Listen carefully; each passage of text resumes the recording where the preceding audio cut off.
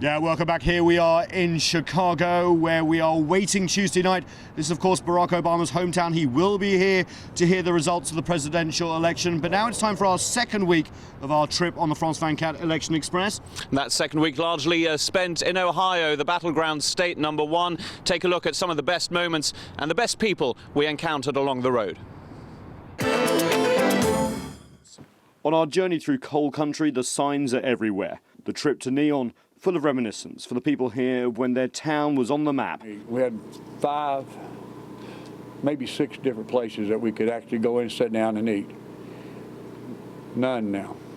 Nothing. Alan Gibson in Pikeville has mined here for 40 years. And while there's plenty of coal here, he says onerous environmental regulations of the last 4 years means this whole area could turn into another Neon. What other jobs in this area can pay between $60,000 and $110,000? Drugs. You'd have to sell drugs to make the money you make in that mines. Kentucky is a very conservative state. It is the home of the Creation Museum, for example. This is the outside, the garden of the Creation Museum. But now let's go and have a look inside. From one garden to the next, the recreated Garden of Eden. Creationism itself is based on one assumption: God created the earth and its inhabitants in 7 days, literally. The fact that Mitt Romney is a Mormon does not seem to bother visitors here. Religion is not that important to me. Their faith in God is, and what they do, whether they've been in office or whether they've not been in office, is a good expression of what they truly believe rather than what they say they believe. The race is somewhere between very close and a surprisingly big Romney victory. He's got a lot of momentum, and I'm increasingly optimistic about how it's going. Is that the kind of momentum that can be stopped by Mitt Romney not being campaigning right now for these 2 days during the hurricane? No, I think you have to have some sense of respect for the fact that everybody's very worried about some 50 million people who are in the path of this storm.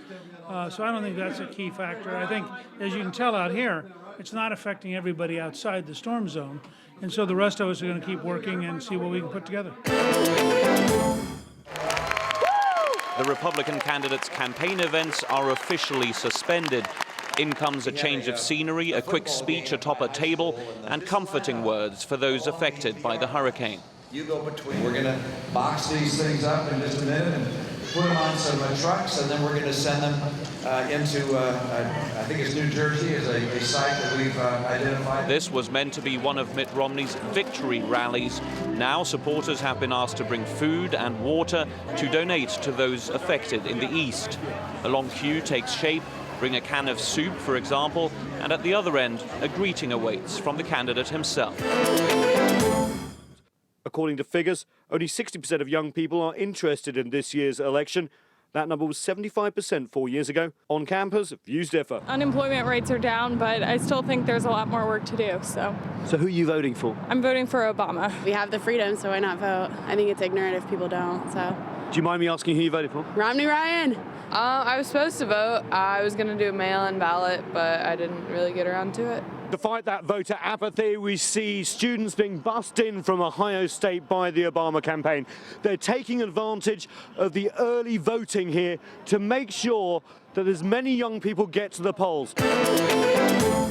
What has Mitt Romney done to deserve the anger in this hall? Obama took GM and Chrysler into bankruptcy and sold Chrysler to Italians who are going to build Jeeps in China.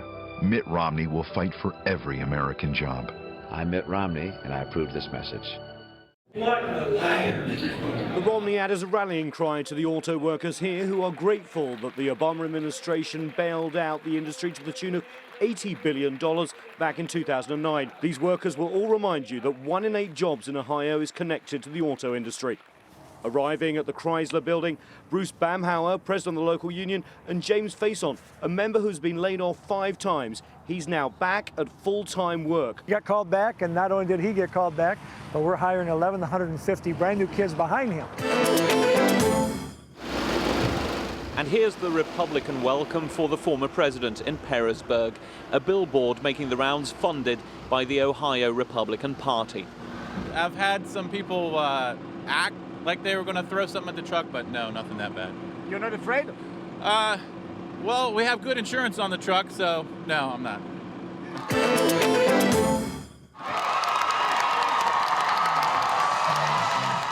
Bill Clinton has become one of Barack Obama's biggest allies, despite past differences.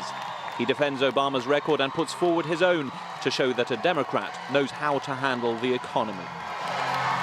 It wasn't bad, trust me. There were a lot of millionaires and billionaires made when I was president. It's just that all the rest of you had your incomes going up too. We head to the northern parts of Chicago looking for a rarity. David Ratowitz and his partner are among very few to show their Republican leanings openly. They buck the trend and they don't care.